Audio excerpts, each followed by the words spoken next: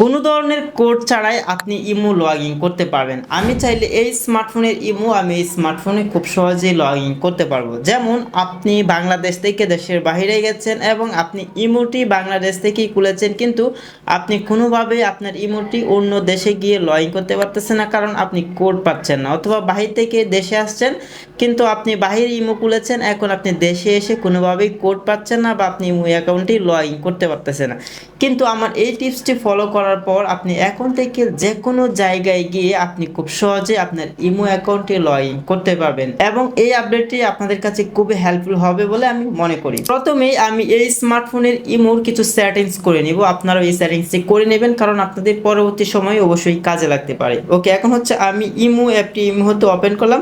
তারপর এখান থেকে প্রোফাইল আইকন আমরা এখানে ক্লিক করব। এখান থেকে আমরা চলে আসবো সেটিংসে আসার পর এখানে দেখেন অ্যাকাউন্ট অ্যান্ড সিকিউরিটি, আপনারা এখানে ক্লিক করে দিবেন। এখানে ক্লিক করার পর এখানে দেখতে পারবেন পাসকি, আপনারা এই পাসকিতে ক্লিক করে দিবেন। পাসকিতে ক্লিক করার পর এখান থেকে ক্রিয়েট, আপনারা এই ক্রিয়েটে ক্লিক করে দিবেন। ক্রিয়েটে ক্লিক করার পর এখান থেকে আপনি আপনার মোবাইল নাম্বার অবশ্যই দেখতে পাবেন, পাশাপাশি আপনার ফোনের জিমেল অ্যাকাউন্ট আপনাদের এইখানে সাইন ইন করতে হবে। তার জন্য আপনারা কি করবেন, এখান থেকে কন্টিনিউ এখানে ক্লিক করে দিবেন, অথবা আপনি চাইলে যে কোনো একটি জিমেল অ্যাকাউন্ট আপনার ফোন থেকে সিলেক্ট করে দিবেন।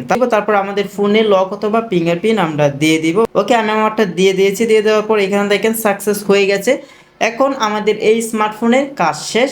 এখন আমরা হচ্ছে এই স্মার্টফোনের ইমোটি লগ ইন করবো। তবে তার জন্য আপনাদের যে কাজটি করতে হবে, আপনি যে জিমেল অ্যাকাউন্টটি সাইন ইন করেছিলেন আপনার এই স্মার্টফোনের ইমোতে, অবশ্যই সেই জিমেল অ্যাকাউন্টটি আপনাদের এই স্মার্টফোনে লগ ইন করতে হবে। মানে আপনি যেই ডিভাইসে আপনার ইমো অ্যাকাউন্টটি লগ ইন করবেন সেই ডিভাইসে কিন্তু আপনি জিমেল অ্যাকাউন্টটি লগ ইন করে নেবেন। আশা করি আমার কথাটা বুঝতে পেরেছেন।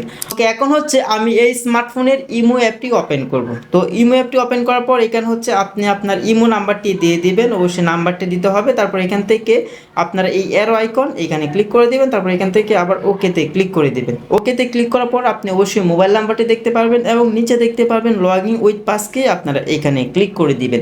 এখানে ক্লিক করার পর এখান থেকে জাস্ট কন্টিনিউ আপনারা এখানে ক্লিক করে দিবেন। তারপর এখানে হচ্ছে একটু লোডিং হবে, যেহেতু আমাদের জিমেল অ্যাকাউন্টে এখানে সাইন ইন হবে।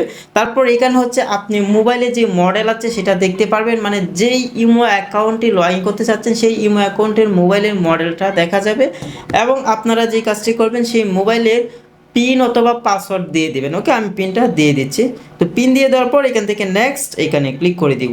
তারপর এখানে হচ্ছে আমরা আমাদের ফোনের যে লক আছে সেটা দিয়ে দিব, আমাদেরটা দিয়ে দিতে হবে। আমি লক অথবা ফিঙ্গারপ্রিন্ট দিয়ে দিলাম। তারপর আপনারা দেখতে পারবেন অটোমেটিকলি আপনাদের ইমো অ্যাকাউন্ট লগ ইন হয়ে গেছে। এখান থেকে আমি অ্যালাউতে ক্লিক করব। তারপর হচ্ছে আমি সব কাজে কিন্তু করতে পারবো। আশা করি আপনি বুঝতে পেরেছেন। এখন এই স্মার্টফোনের ইমো আমার এই স্মার্টফোনে লগ ইন আছে। আপনি চাইলে খুব সহজেই যে কোনো ডিভাইসে আপনি আপনার ইমো ট্রান্সফার করতে পারবেন খুব সহজেই এবং কোনো ধরনের কোড ছাড়াই। আশা করি এই ভিডিওটি আপনাদের কাছে খুবই হেল্পফুল হয়েছে। তবে এরকম হেল্পফুল ভিডিও পেতে আমাদের পাশে থাকুন। চ্যানেল নতুন হয়ে থাকলে চ্যানেলটি সাবস্ক্রাইব করে রাখুন। তো সকলেই ভালো থাকুন, সুস্থ থাকুন। আল্লাহ হাফেজ।